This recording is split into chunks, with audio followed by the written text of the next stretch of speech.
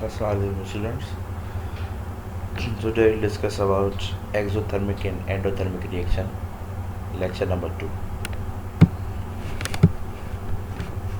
An endothermic reaction is a chemical reaction that absorbs heat from its environment or surround.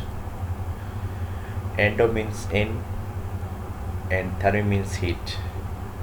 A reaction which absorbs heat energy from surrounding to system. Endothermic reaction वो reaction है, chemical reaction, जिसमें heat energy absorb होती है, energy और heat energy absorb होती है from surrounding to system. For example कोई भी रिएक्शन है, उसमें कोई कंपाउंड हम डिकम्पोज कर रहे हैं, तो डिकम्पोज करने के लिए हमें एनर्जी सप्लाई करनी होगी, एनर्जी देनी होगी. तो एनर्जी इन हो रही है उस सिस्टम में, सराउंडिंग से सिस्टम में इन हो रही है, तो उस रिएक्शन को हम कहेंगे एंडोथर्मिक रिएक्शन. जैसे हम वाटर को बॉयल कर रहे हैं, तो वाटर को बॉयल हम कैसे करते हैं, उसको हम एनर्जी सप्लाई करते हैं. तो एनर्जी हम सप्लाई कर रहे हैं, ये एनर्जी इन हो रही है उस सिस्टम में, उस बीकर में, इस रिएक्शन को हम कहेंगे एंडोथर्मिक रिएक्शन. दूसरा है exothermic reaction. An exothermic reaction is a chemical reaction that release energy through light or heat.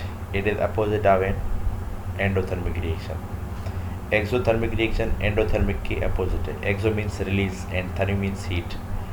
वो रिएक्शन केमिकल रिएक्शन जिसमें हीट एनर्जी रिलीज हो from system to surrounding. Endothermic क्या था, एनर्जी एब्जॉर्ब कर रहा था सराउंडिंग से सिस्टम में, और एक्सोथर्मिक उसके अपोजिट है, ये एनर्जी रिलीज करेगा फ्रॉम सिस्टम टू सराउंडिंग. जैसे आप इस फिगर में देख रहे हैं एक्सोथर्मिक वेस एंडोथर्मिक रिएक्शन. जो एक्सोथर्मिक रिएक्शन है, इसमें हीट एनर्जी रिलीज हो रही है, ये कॉनिकल फ्लास्क है, इसमें से हीट एनर्जी क्या हो रही है, रिलीज हो रही है system to surrounding. Endothermic reaction देखें, हीट एनर्जी एब्जॉर्ब हो रही है. जहाँ पे हीट एनर्जी एब्जॉर्ब होगी वो एंडोथर्मिक रिएक्शन, और जहाँ पे हीट एनर्जी रिलीज होगी वो exothermic reaction. Graphical representation of endothermic and exothermic reaction. Endo में हीट एनर्जी हम सप्लाई करते हैं, यहाँ पे देखिए एनर्जी जो रिएक्टेंट्स की है वो कम है. जब हम यहाँ पे एनर्जी सप्लाई करेंगे तब रिएक्टेंट्स रिएक्ट करेंगे और प्रोडक्ट में कन्वर्ट होंगे. तो एंडोथर्मिक रिएक्शन में एनर्जी जो होती है वो रिएक्टेंट्स की कम होती है, हम एनर्जी दे के उनको, एनर्जी हम सप्लाई करते हैं, रिएक्टेंट्स रिएक्ट करते हैं और प्रोडक्ट में कन्वर्ट होती हैं.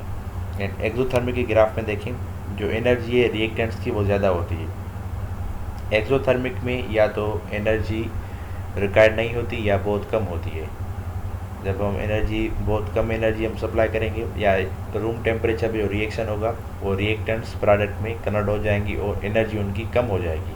अब देखें एक्सोथर्मिक रिएक्शन जो ग्राफ में है, रिएक्टेंट्स रिएक्ट कर रही हैं, प्रोडक्ट में कन्वर्ट हो रही हैं, और ये जो लाइन है, ये ब्लू लाइन नीचे जा रही है. इसका मतलब क्या है, एनर्जी रिलीज़ हो रही है, एनर्जी रिलीज़ होके नीचे आ रही है. ये ग्राफ नीचे आ रहा है, इसका मतलब है एनर्जी रिलीज़ हो रही है, पोटेंशियल एनर्जी रिलीज़ कर रही हैं. तो एक्सो में एनर्जी रिलीज होती है, रिएक्टेंट्स रिएक्ट करके प्रोडक्ट में कन्वर्ट होंगे और एनर्जी रिलीज करेंगे, तो एक्सोथर्मिक रिएक्शन. और एंडोथर्मिक में रिएक्टेंट्स एनर्जी को एब्जॉर्ब करके प्रोडक्ट में कन्वर्ट हो रहे हैं. इन दोनों में ये डिफरेंस है. एंडो में हीट एनर्जी एब्जॉर्ब होती है, एक्सो में रिलीज होती है. Examples of exothermic and endothermic reactions. Endothermic and exo के एग्जाम्पल्स हैं. फर्स्ट है एंडोथर्मिक एग्जाम्पल्स, मेल्टिंग. किसी भी चीज़ को मेल्ट करें, कोई भी सॉलिड है जैसे कैल्शियम कार्बोनेट केमिकल, इसको मेल्ट करेंगे, पहले सॉलिड फॉर्म में है, जब मेल्ट होगा लिक्विड में. अब मेल्ट कैसे होगा, जब इसको हम हीट करेंगे. अब हीट कर रहे हैं, एनर्जी हम सप्लाई कर रहे हैं, तो ये रिएक्शन कौन सा हो गया, एंडो. एंडो मीन्स इन, जिसमें हीट एनर्जी हम सप्लाई करें, यहाँ पे रिक्वायर्ड हो, उसको हम एंडोथर्मिक कहेंगे. तो melting, evaporation, boiling, sublimation, a person switching, cooking an egg, baking bread, photosynthesis, ये सारे एंडोथर्मिक के एग्जाम्पल है. फोटोसाइंस में क्या होता है, सनलाइट को एब्जॉर्ब करते हैं प्लांट्स, उसको हम फोटोसाइंस कहते हैं. तो ये एंडोथर्मिक के एग्जाम्पल हो गए. एक्सोथर्मिक के example, freezing, solidifying, condensing, explosion reactions. Explosion reaction, combustion, neutralization reactions. Neutralization acid react base to form salt and water plus heat. Neutralization में एसिड एंड बेस रिएक्ट करेगा, साल्ट एंड वाटर फॉर्म होगा और energy release होगी। Combustion reaction जैसे combustion of burning of wood, ये combustion reaction है।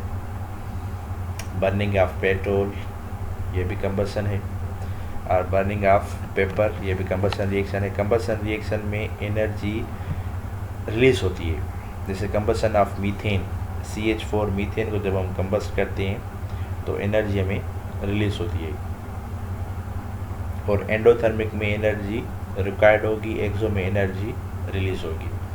Most जो daily life में हम रिएक्शंस देखते हैं सराउंडिंग्स में, most reactions are exothermic but not at all. Mostly जो रिएक्शंस होती हैं वो एक्सोथर्मिक होती हैं।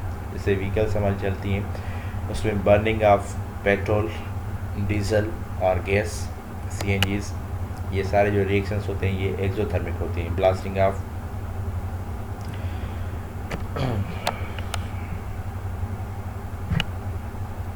एक्सोथर्मिक एंड एंडोथर्मिक के एग्जाम्पल ये हो गए। Formation of solution can either be endo और एक्सोथर्मिक रिएक्शन।